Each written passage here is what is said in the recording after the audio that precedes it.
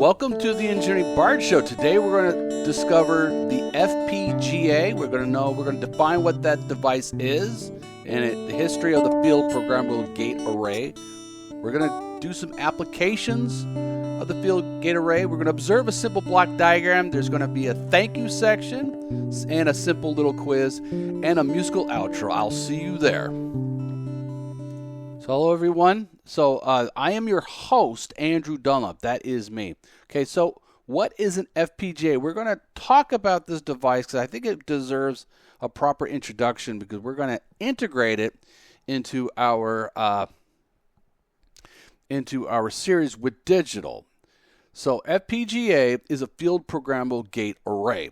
It's an embedded device. It is embedded, but it's not a microcontroller and it's not a Raspberry Pi. It's its own thing. Okay, so it's programmable. It is programmable, and but doesn't take a well-known high language such as Java, Python, C++. Is primarily made up of dense logic gates. So this picture right here is going to be the device that I'm going to use. I highly recommend if you're going to get this. This is a beginning board. So I highly recommend if you're going to be following along, get the same kind of board because they get kind of more complicated. I don't think it's what gets me is not this. It's the software. The software is the Achilles heel of this. All right, now we're going to do a brief history of FPGA. It's very small. Came out in '83. It's been around. Came out in '85 because they now AMD. Now they sell it. So it's been around for a while. So there's many. If you could kind of blow it up, you see AMD uses it. They manufacture it. Design. So you can look ahead. You know, these guys will sell it. DigiKey.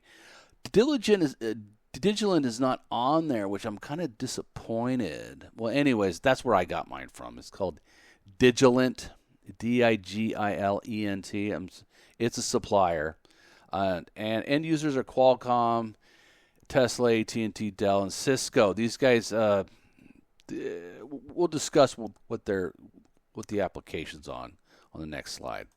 So applications on the next slide for us, our application, what we're going to be doing is, yes, you have seen TTL transistors, and we have wired them up. I might have a mouse in my pocket, but I have. But the viewers have exposed. The videos may contain TTL.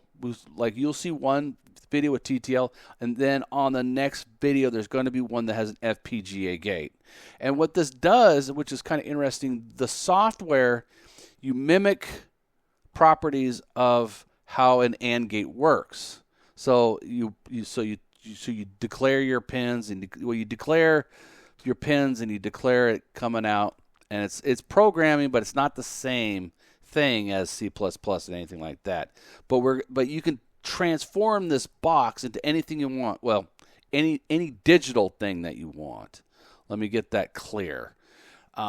It could be a D flip-flop from AND gates, D flip-flops, registers.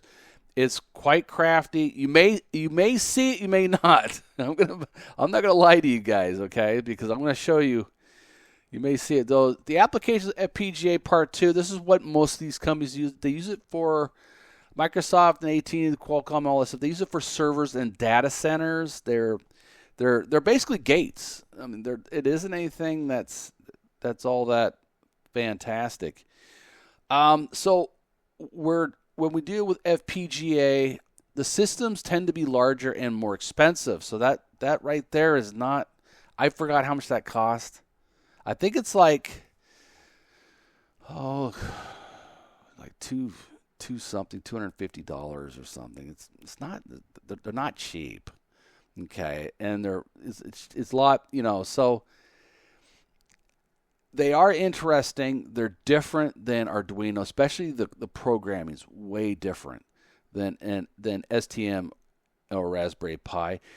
FPGAs are not as popular as the Arduinos because they are a bit slower. You're spending a lot more money, and so they're a bit slower. And also, they use a language called Verilog.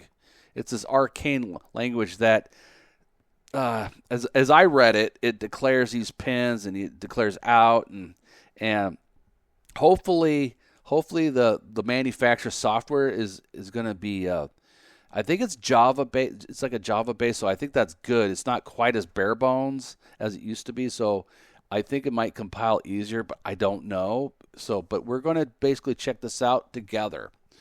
Okay, so it's a little bit more. Okay, so this is the block diagram of the FPGA, and you notice it isn't anything special. There's input, outputs, and then there's these logic blocks, and they're just gates. They're just AND gates, and you're programming these AND gates a certain way to